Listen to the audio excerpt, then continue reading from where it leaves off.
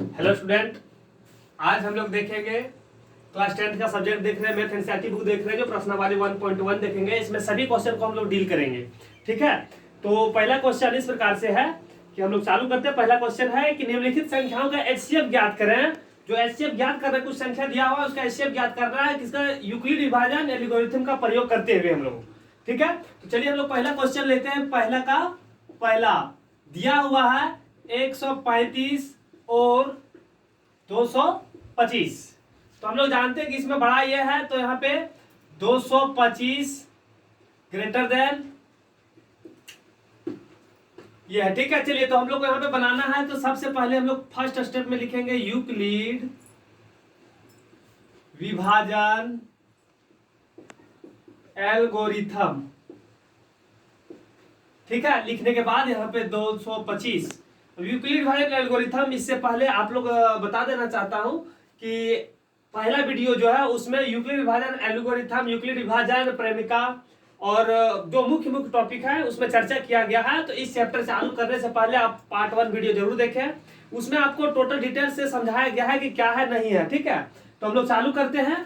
तो देखिए यहाँ पे भागा हम लोग को देना है 225 को। जब हम लोग 135 से भागा देंगे तो एक बार में लगेगा और यहाँ पे 90 बचेगा। ठीक है, तो यहाँ पे देखिए क्या है, यहाँ पे 135 गुने 1 प्लस 90। यहाँ पे हम लोग बता देना चाहते हैं कि ये बराबर बी क्यू प्लस आर। इसी सिद्धांत पर यहाँ पे बैठाया जा रहा है। ठीक है, जहां पर आर बराबर 90 है। फिर यहाँ पे देखिए ये 0 नहीं आया, आर बराबर 0 नहीं आया, तो क्या करेंगे कि 135 को हम लोग 90 से भागा देंगे। तो एक बार में लगाएंगे तो कितना आया यहाँ पे 5 बच गया, यहाँ पे 45 0, यहाँ भी आर बराबर 0 नहीं आया। तो यहाँ पे हो गया आपका ये 135 बराबर 90 गुने 1 प्लस 45, जहां आर बराबर क्या है 45 है। फिर हम लोग यहाँ पे 45 से 0 नहीं आए, तो फिर हम लोग 90 को भागा देंगे तो कितना है, 2 बार में लग रहा है और 90 पूरा कट गया मेरा। तो यहाँ पे क्या लिखेंगे कि 90 बराबर 45 गुने 2 प्लस 0, जहां आर बराबर 0 है। आर बराबर 0 है, इसीलिए हम लोग यहाँ पे लिखेंगे कि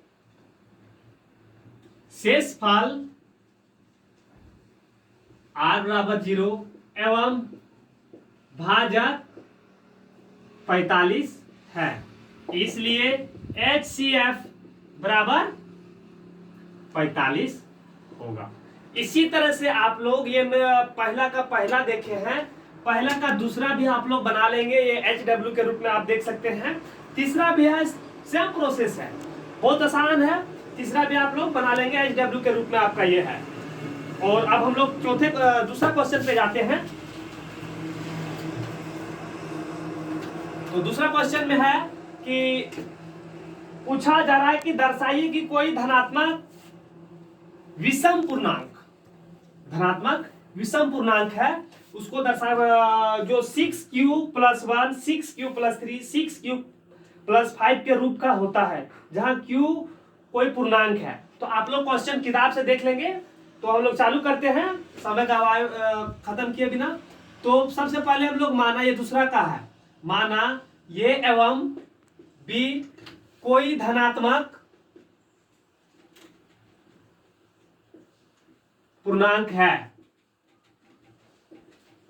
ठीक है, जहां किताब में दिया हुआ है, जहां b बराबर 6 दिया हुआ है। हम लोग को यहाँ पे प्रयोग क्या करने के लिए बोल रहा है कि यूक्लिड विभाजन हम लोग दर्शाएंगे, यूक्लिड विभाजन प्रेमिका का प्रयोग करेंगे।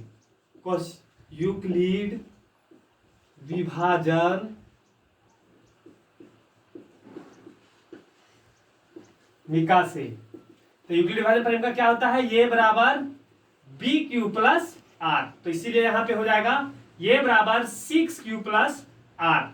ठीक है, जहां पे आर है, आर बराबर दिया हुआ क्या 6 है, बी बराबर 6 है, तो इससे छोटा होता है। जहां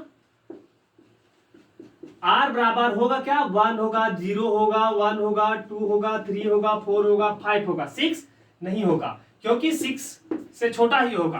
तो हम लोग यहाँ पे हम लोग देखेंगे कि अब ये संख्या क्या क्या हो सकता है वो पूछ रहे हैं हम लोग। ये संख्याएं क्या क्या होगा, तो चलिए हम लोग मान बैठाते जाएंगे, प्राप्त करते जाएंगे। चलिए r बराबर 0 बैठा दे, क्या प्राप्त होगा 6 क्यूब। फिर r बराबर 1 बैठा दे, क्या होगा 6 क्यूब प्लस 1। r बराबर 2 बैठाएंगे तो 6 क्यूब प्लस 2। r बराबर 3 बैठाएंगे तो 6 क्यूब प्लस 3। और r बराबर 4 6 क्यूब प्लस 5 बैठाएंगे तो 5 प्राप्त होगा। ठीक है, इस प्रकार से हम लोगों को प्राप्त हो गया। अब यहाँ पे पूछा जा रहा है कि पूछा जा रहा है कि विषम पूर्णांक, धनात्मक विषम पूर्णांक। तो देखिए 6 क्यूब प्लस 2 6 क्यूब प्लस 4 ये सब है 2 से विभाजित हो रहा है, इसलिए हम लोग लिख सकते हैं 6 क्यूब प्लस 2 और 6 क्यूब प्लस 4 धनात्मक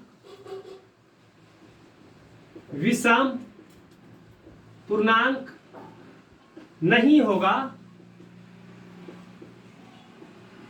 क्योंकि यह 2 से विभाजित है।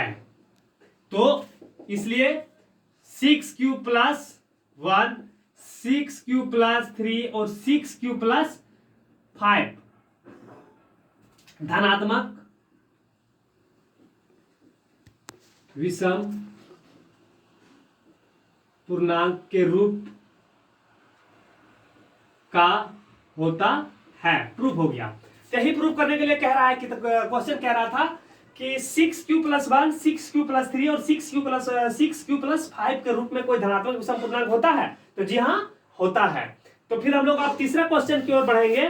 तो तीसरा क्वेश्चन में है, तो तीसरा क्वेश्चन हम लोग तुरंत देखते हैं बिना समय खत्म किए बिना। तो तीसरा क्वेश्चन में है, जो क्वेश्चन पूछ रहा है कि किसी परेड में 616 सदस्य वाली एक सेना आर्मी की टुकड़ी है। टुकड़ी को 32 सदस्यों वाले एक बैंड के पीछे मार्च करने हैं। दोनों समूहों को समान संख्या वाले स्तंभों में मार्च करते हैं। तो उन स्तंभों का अधिकतम संख्या क्या होगी जिसमें वो मार्च कर सकते हैं। तो हम लोग इस प्रकार से देख सकते हैं कि स्तंभों की अधिकतम संख्या क्या है, वो हम लोगों को निकालना है, HCF निकालना है। तो स्तंभों की अधिकतम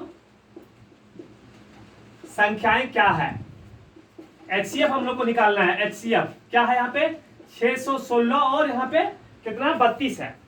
हाँ 32 है, इसका हम लोग को HCF प्राप्त करना है। तो हम लोग चलिए स्टार्ट करते हैं कि यहाँ पे देखिए 616 का हम लोग को निकालना है। तो सबसे पहले 616 बड़ा है इसमें, तो हम लोग यूक्लिड विभाजन एल्गोरिथम से, ठीक है। तो 616 को जब हम लोग यूक्लिड विभाजन एल्गोरिथम से बनाएंगे हम लोग, तो क्या होगा कि 616 को जब हम लोग भागा देंगे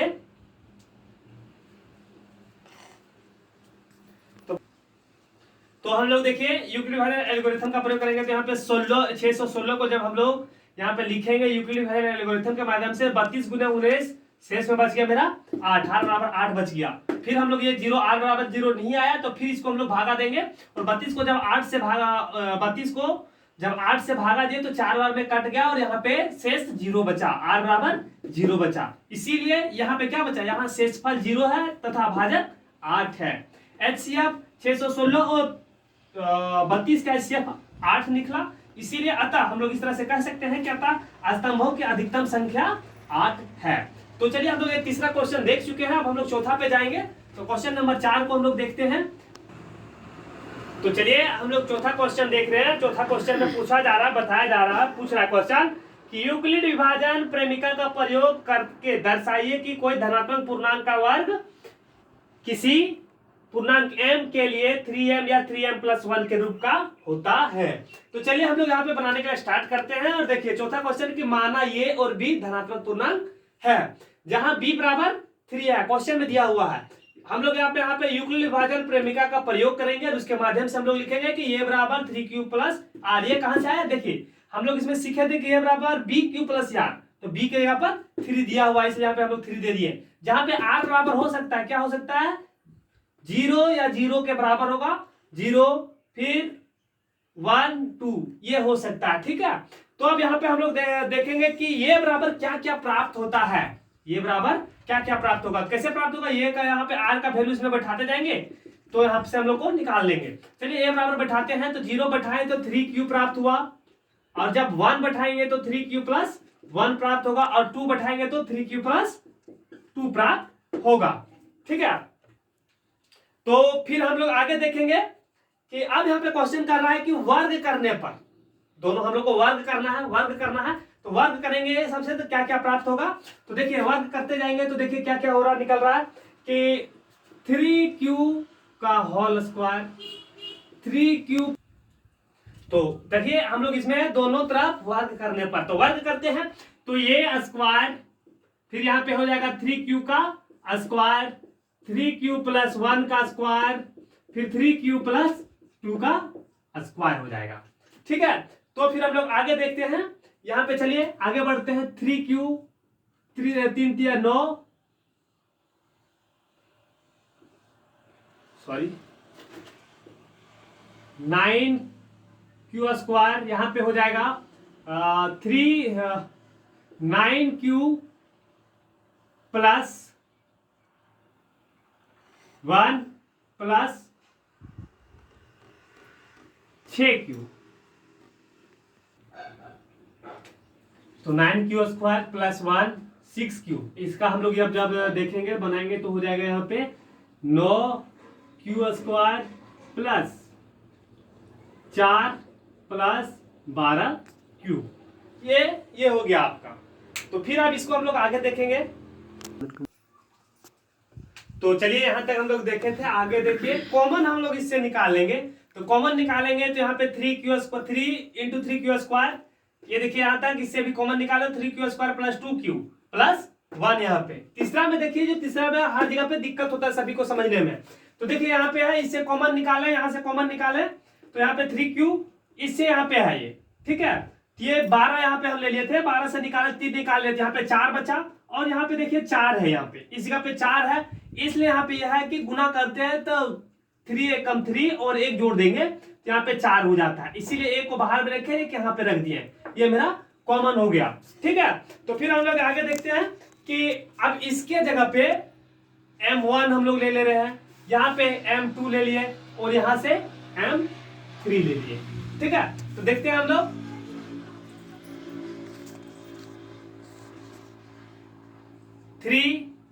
m1 3m2 प्लस 1 और 3m3 प्लस 1, ये प्राप्त हो गया। जहां m क्या है, जहां m1 m2 m3 धनात्मक पूर्णांक है। ठीक है, तो हम लोग आगे देखते हैं इसका प्रोसेस, इसलिए हम लोग यहां पे कह सकते हैं कि देखिए यहां तक तो हम लोग को समझ में आ गया है, आगे हम लोग कह सकते हैं कि